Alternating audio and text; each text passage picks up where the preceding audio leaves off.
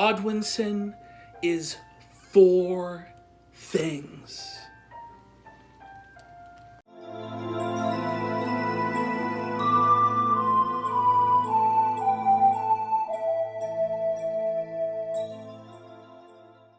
Greetings from across the grand spectrums of time and indeed the multiverse. Now, a few of you have DM'd and emailed me today to ask what is essentially this question. What do I think about Jim selling hats? Well, I hate to be predictable on this, I really do, but if you look back at my entire body of work since 2013 when I started, you look back at every single one of those hundreds and hundreds of videos that I've made since that date, you can see a very clear, very strong, very robust message, and it's that I absolutely loathe, I hate monetization. I always have. I will never monetize, and I actively encourage all of you out there not to play the game of monetization, not to whitelist your favourite e-celeb on Adblock, not to give them money over PayPal, and certainly I implore you not to become their patron on Patreon. I think the whole thing is cancer.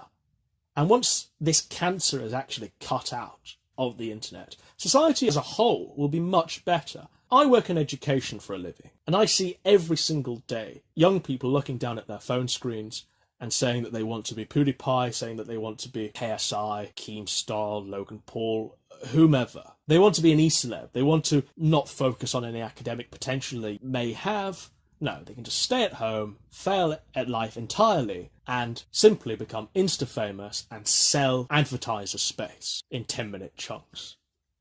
And I despair. I despair because this isn't a real job.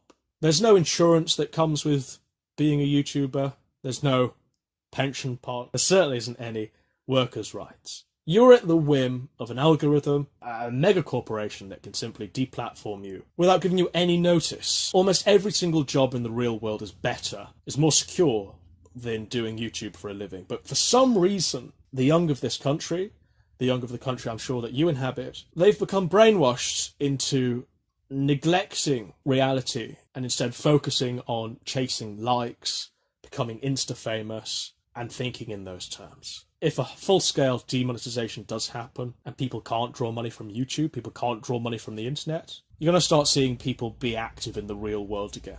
Once you take away the carrot of monetization, society at large becomes healthier. The e-celeb monetizes. They lose almost all of their creative autonomy because they're at the mercy of advertisers, sponsors, and essentially that e-celeb morphs into a conduit whereby they simply become a name pushing out 10-minute videos that really should be 30 seconds long because that's how long the message is before it's artificially stretched out to 10 minutes. They essentially become this conduit for a 10-minute artificially lengthened video. That video is almost inevitably a commercial, an advertisement for a whole litany of overpriced, low-quality mugs, t-shirts. And in tandem with this lack or losing of self-respect and dignity, in tandem with that, the e-celeb actually gains something.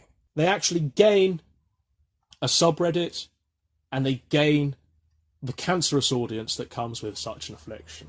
Ultimately, what all of this does is serve to kill any creativity of the content provider that you used to enjoy. You're not going to be hearing any hot takes from them that will get them showered from a platform on the internet. You're not going to be hearing anything that's going to change the world or even incite you to change the world. No. Now, this message that I'm saying, it used to be a lot more popular, certainly when I started back in 2013. It used to be a mark of shame if you actually did monetize on the internet. If you were an e-celeb, e-begging your audience for a laptop or to crowdfund your next mortgage payment.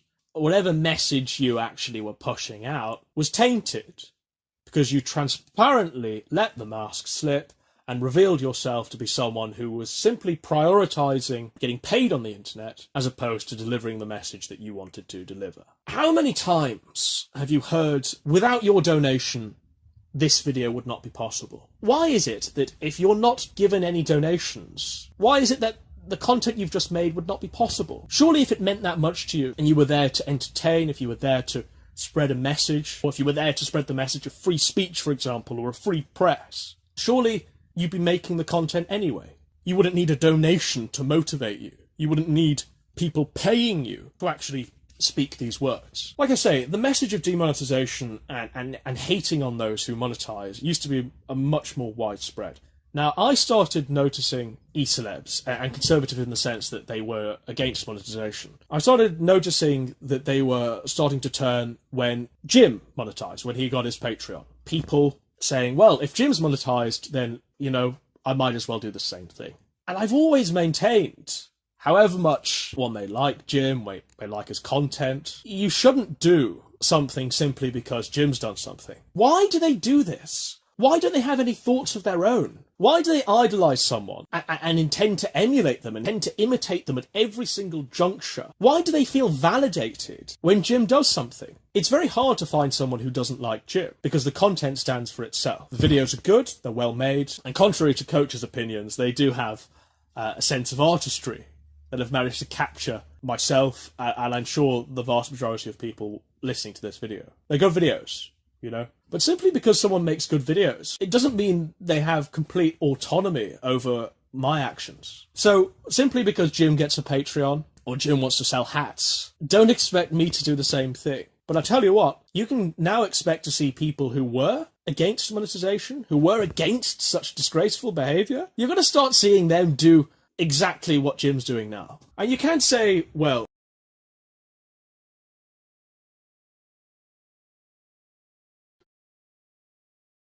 Oh, so this video is about Godwinson. I am disappointed in the British little shit, the limey fuck. Yeah, because he was supposed to do a video about me, you know, and I like to watch videos about myself because, you know, because I'm so sexy.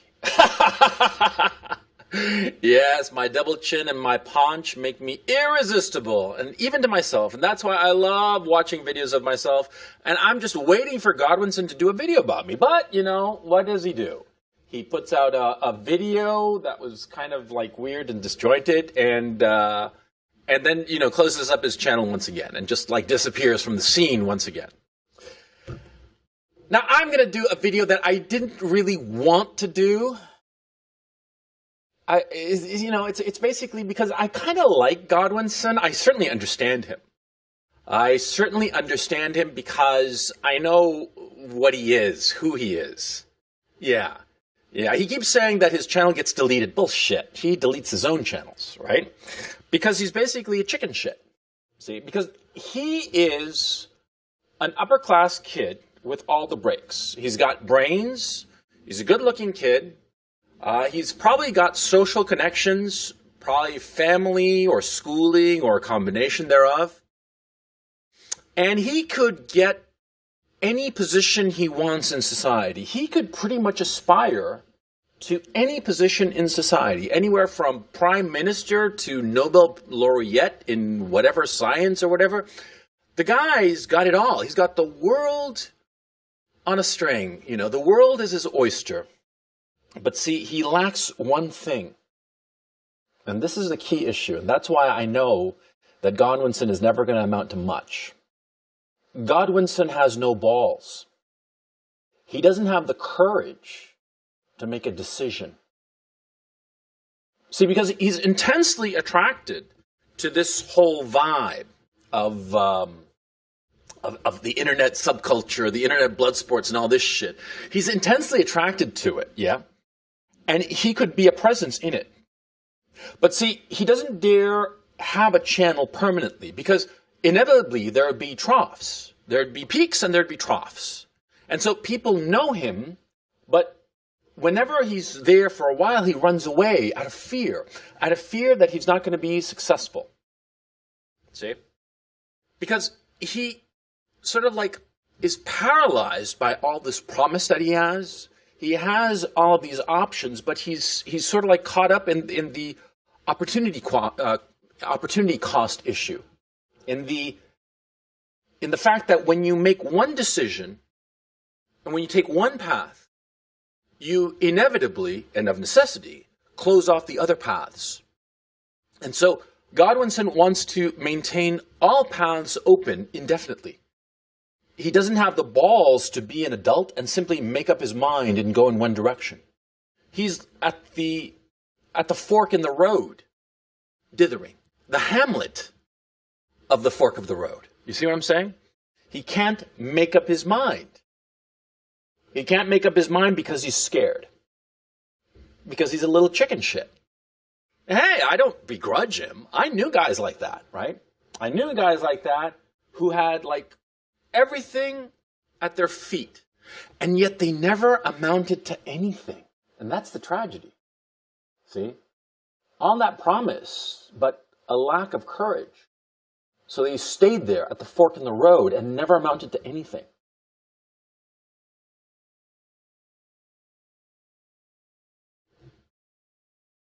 The other thing, too, is that he needs intensely to be at the center of things, to be in the know.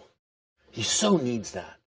He so needs to be in the know, to be perceived by others that he knows. It was really fucking funny. One time I heard him speak, right? And the conversation turned to me and how I'd appeared on RT TV a few times. Now, I appeared on Russia Today talking about economics as a favor to a producer friend, right? And I thought it would be funny, and, you know, so why not? I appeared a few times, I don't know, maybe a half dozen times, something like that. And, you know, just a talking head. And Godwinson claimed that he had seen me. That's absurd. Okay, Russia Today is an obscure channel. And Russia Today has hundreds of talking heads about all kinds of issues.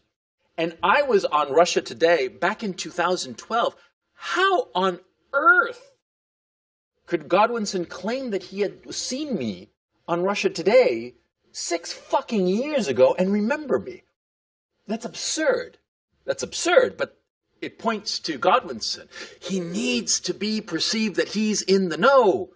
He needs to be in the know, or at least pretend that he's in the know. And that points to weakness. I like Godwinson. I've never interacted with the son of a bitch. I wouldn't mind. He's probably an interesting kid, but he's a boy, he's a child. He'll never be a man. Not the way he's going. He doesn't have the balls to step on the scene and make a place for himself. He wants to sort of like slide in by charm alone. But he doesn't have like the balls to just like stick the elbows into the other motherfuckers and get in there. Yeah. And take his place. He's never had to fight for anything, so he doesn't know what it is to take what you want. And this message is for Godwinson. And I know you're listening to this and watching it. Yeah. With your little stupid things of, ooh, true nectar and Kino and shit like that. But I know you. I know you so well. I know you better than yourself.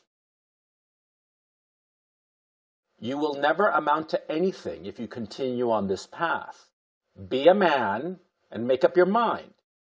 If you're going to get in the ring, get in the ring. But don't be a little faggot bitch and sort of like, am I in? Am I out? I don't know. I'm Godwinson. I'm a faggot. I'm a faggot who can't make up his fucking mind. Make up your fucking mind, boy. Or get the fuck out of my sight.